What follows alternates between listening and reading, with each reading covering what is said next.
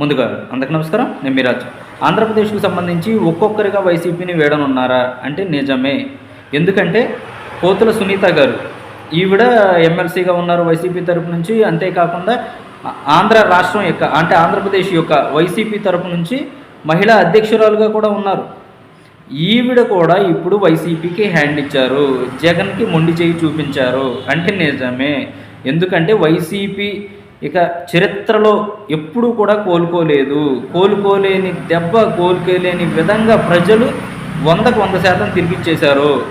ఈ పతనా స్థాయిలో, ఈ పతనావస్థలో ఉన్నటువంటి పాతాళానికి పడిపోయినటువంటి వైసీపీ ప్రభుత్వంలో మనం కూడా ఉండి మనం మళ్ళీ పోటీ చేస్తే మన భవిష్యత్తు కూడా జగన్మోహన్ రెడ్డి భవిష్యత్తులాగా అధ్వానంగా, దరిద్రంగా, నికృష్టంగా తయారవుతుంది. అంటే మన భవిష్యత్తు దేనికి పనికి రాకుండా పోతుంది అని నాయకులు ప్రతి ఒక్కరు కూడా తెలుసుకుంటున్నారు. తెలుసుకుని ఏం చేస్తున్నారంటే ఒక్కొక్కరిగా వీడతా ఉన్నారు వైసీపీ పార్టీని. అంటే అధికారాన్ని కోల్పోయిన దగ్గర నుంచి కూడా వైసీపీలో ఉన్నటువంటి ప్రతి ఒక్క పెద్ద నాయకులుగా పేరు పొందిన వారు కూడా ఒక్కొక్కరుగా పార్టీని వీడుతున్నారు. అంటే జగన్మోహన్ రెడ్డి గారి యొక్క సహాయ సహకారాల కోసం మేము పార్టీలో చేరాము, అండదండల కోసం పార్టీలో ఉన్నాము, ప్రజల బాగోగులు చూస్తారు జగన్మోహన్ రెడ్డి గారు అని చెప్పుకున్న నాయకులు ఎక్కువ ఎవరైతే ఉన్నారో వాళ్ళే ఇప్పుడు జగన్మోహన్ రెడ్డి గారికి ఎదురు తిరుగుతున్నారు. ప్రతి ఒక్కరు కూడా వెళ్ళిపోతున్నారు.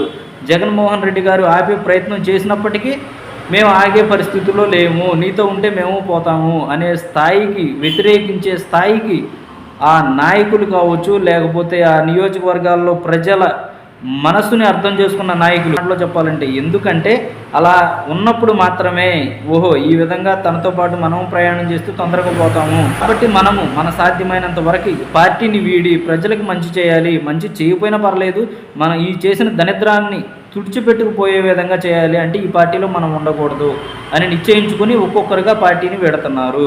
అదే కోవకి చెందారు పోతుల సునీత గారు కూడా. ఇప్పుడు వైసీపీ సభ్యత్వానికి, వైసీపీ పదవులకి మొత్తానికి రాజీనామా చేసేసి మేమైతే వైసీపీకి నాకు ఎలాంటి సంబంధం లేదు అని తేల్చి చెప్పడం అయితే జరిగింది.